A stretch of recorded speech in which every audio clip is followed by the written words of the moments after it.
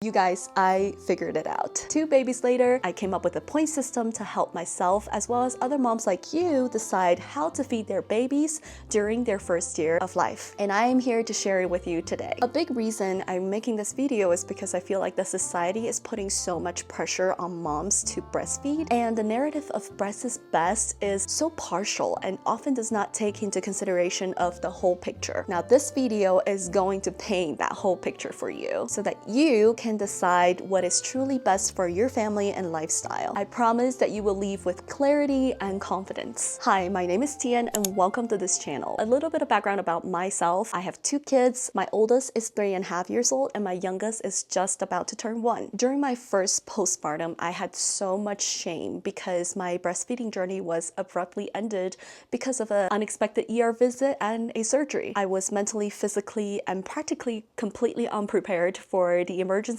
I had no formula or enough frozen milk at home, and I had no lactation support to help reverse my baby's bottle preference. It was a really rough time. And with my second child, an unexpected NICU stay and bottle preference again threw all my plans out of the window. So overall, I understand the pressure of figuring out how to feed our babies and trying to give them the absolute best, but not sure where to begin. So in this video, here are the grounds we're going to cover. First, I will explain the pros and cons of breastfeeding, exclusive pumping, formula feeding, and combination feeding. Then I will share with you the point system that I use to decide which way I should go. It is super straightforward and you can immediately start implementing, and within minutes, I promise, you will be able to figure out what actually works best for your family. Let's start with the benefits of breastfeeding. Obviously, nutritionally, breast milk is made for human babies. There's no question about that. I believe a large part of why the scientific community believes that breast is best is because of the benefits of breast milk. Another thing is that many moms bond through breastfeeding, and I emphasized some moms because some other moms don't, and I will explain in later parts of this video why. Breastfeeding is free for the most part. Breast milk is free and it's always available as long as the mom is around. There is no prep work, no bottles to wash, which actually takes up a lot of time. A ton of resource out there on the benefits of breastfeeding, so I won't get into too much of it, but let's actually talk about the challenges, which are plentiful. First of all, latch issues. Lots of babies have latch issues. Things like tongue tie or lip tie, all of which might contribute to a shallow latch, which makes breastfeeding very painful for the mom. Oftentimes, these issues resolve itself within 6 weeks to 6 months, and sometimes it requires medical intervention. And the next challenge is about the mental health of the mom. Breastfeeding can be really draining, especially if there's challenges with painful latches or cluster feeding, or the mom has no help from other people. For example, their partners being at work all the time and needing to rest at night. So the mom is almost being the sole care provider of the baby. Although many would say that, breastfeeding is the natural way, it's what human beings have always done. Of course, we're going to have to make it work. But I think that theory is taken out of context. Yes, we have always done it, but we have always done it in the context of generational family. For example, you will often have your mom or your aunts or your sisters who live just next door or in the same building as you, so that if you need to be fully invested into breastfeeding, there are other people who are helping you with other aspects of your home life. Anyway, so breastfeeding often means that the mom is the main caregiver because others cannot feed the baby. And in the beginning of a baby's life, they have to be fed round the clock every 2 to 3 hours, sometimes even more frequently over the course of 24 hours. It does take a huge mental and physical toll on the mom. Another issue with wanting to achieve the natural way of breastfeeding is that a lot of aspects of our lives are not very natural in this modern time. The food quality is not the same. The air and water pollution is also not the same as years and years ago. All of it plays into our stress management as well as our hormonal balance,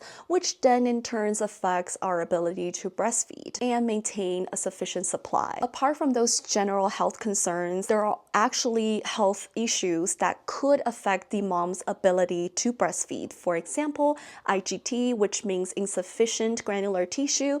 There are actually moms who just cannot produce enough milk because they don't don't have enough granular tissue, no matter how you stimulate the breast. There are other conditions like DMER, dysphoric milk ejection reflex, which I actually suffer from. It's a dopamine disorder that is very understudied. No one really knows why or how to manage it properly. So basically, most women would have this sense of bliss and relaxation when they have a letdown while they're breastfeeding, but people with DMER actually suffer from the opposite. So when there is a letdown, what I feel is that feeling of my soul leaving my body, and I sink into a deep sense of depression, and it fades away after about 30 seconds. But in the early days, when you have to breastfeed so frequently, it means on an average day, I could experience up to hundreds of times of these dopamine drops that I have no control over. There's another condition called BAR, which means breastfeeding aversion response, and that is a whole different ball game where the moms might have physical aversion to breastfeeding,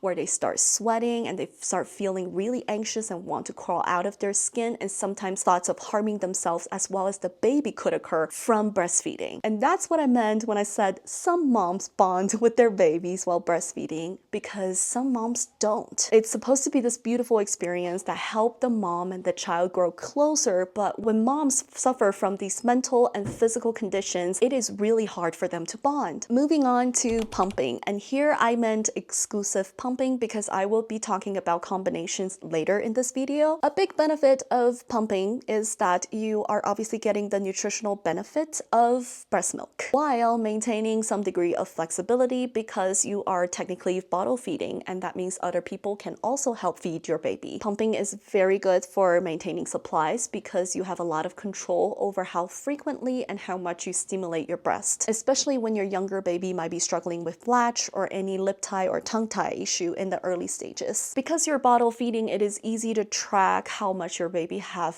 taken from the bottle, and this can be particularly helpful if there's any health concern related to the baby's weight gain or jaundice, where you need them to be drinking enough milk. And pumping is really good for building a freezer stash. This is good for future planning or any sort of emergencies. For example, I pumped for 8 months in total exclusively, and that saved up enough stash for feeding my baby exclusively with breast milk up to now, even though I already stopped pumping. And like I said before, you have a lot of control over your schedule, because even if you have to feed your baby on demand on the bottle anyway, at least you have a lot of control over when you pump. So that can be put on a schedule of every 3 hours or 2.5 hours, depending on your needs in the beginning. And it's obviously great because others can also help you feed the baby. Now let's talk about the challenges of exclusive pumping. A lot of people might think that it is double the amount of work to pump and bottle feed, because if you're the only person, then yes, technically you're doing both yourself, unless you figure out how to pump hands-free with wearable pumps or portable pumps, which I have explained in this video, and you should definitely check that out. The time it takes to wash the bottles and pump parts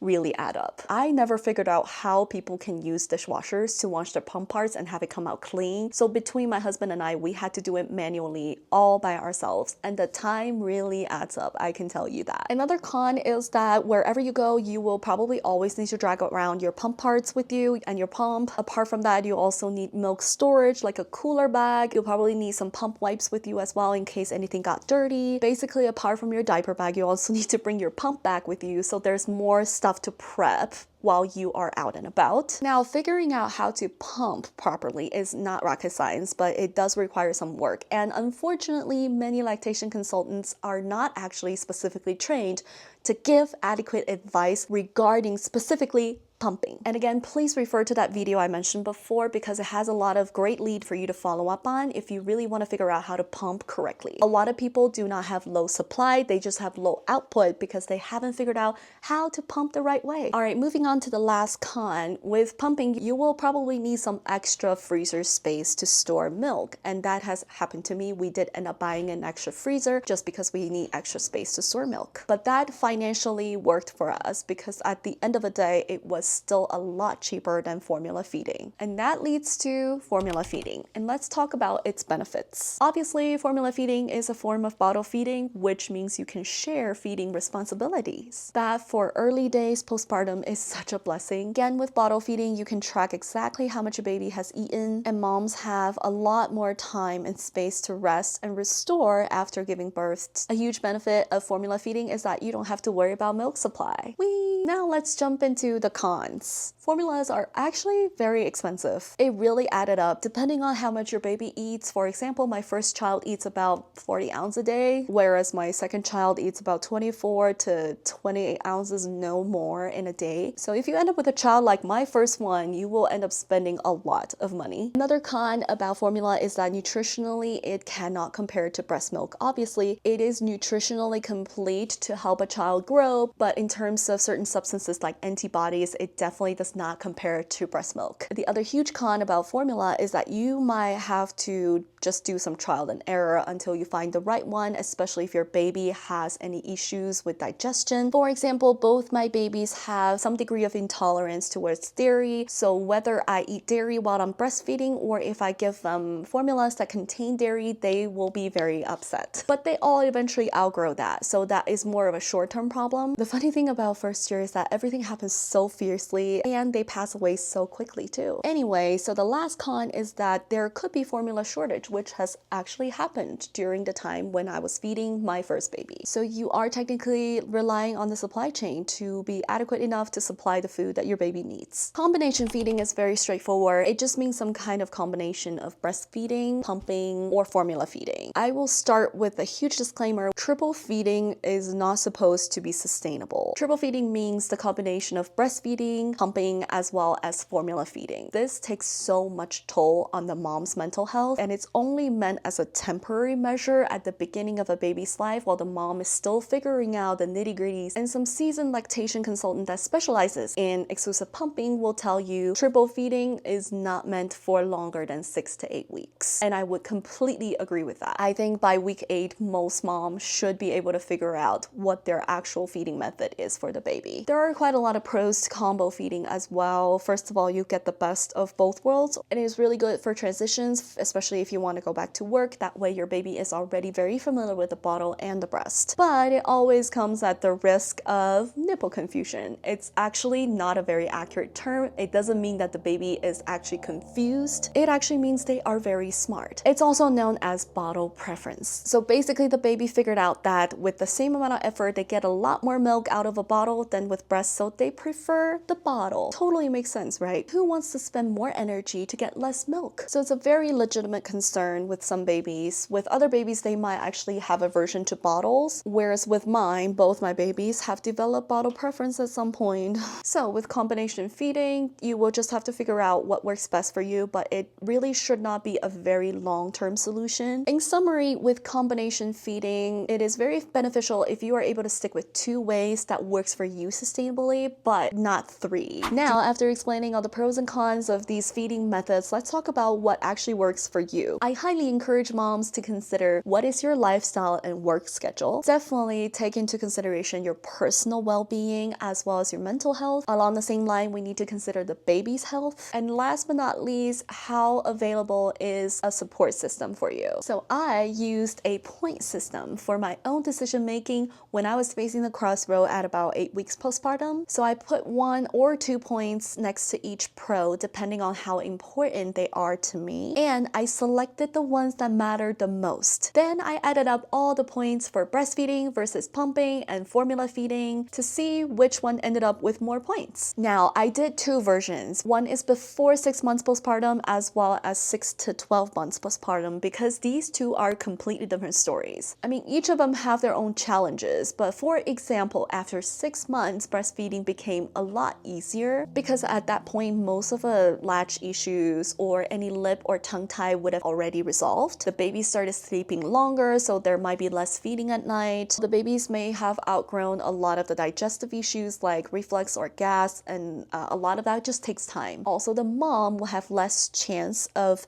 having any mastitis or nipple injuries because at that point, the sisters have already toughened up, So using this point system, we have decided that for our family, pumping works best for up to 6 months postpartum, and beyond that point, I would be happy to switch to formula if pumping is no longer working for us, or I will continue to pump as long as it's not draining me and my family. And if I can just put in a very personal comment on that, I do recommend that moms start with pumping or breastfeeding at the beginning of postpartum because, for example, my children both have some degree of digestive issues. My second baby had really bad gas with any dairy intake from my side, and she would not have tolerated any form of dairy in her formula, and I am very specific about what kind of formula I give her, so I chose to maintain a supply until I figure out whether my baby has any food sensitivities. Because breast milk, after all, is still a lot more versatile than any kind of manufactured formula, but that's just a personal opinion. Now that I have given you the full picture, I am sure that you are confident enough to make a decision for you and your family. Before I came up with this point system at my second time postpartum, I was always so undecisive and swinging between different choices and felt a lot of shame about even doubting breastfeeding. We're so blessed to live in a time where we have all these options. These are God's grace, and I really hope that you will be confident enough to choose what works for your family. Now, if you enjoyed this video, please give it a thumbs up, and before you leave, please be sure to subscribe. Love you guys, and I'll see you in the next video. Bye!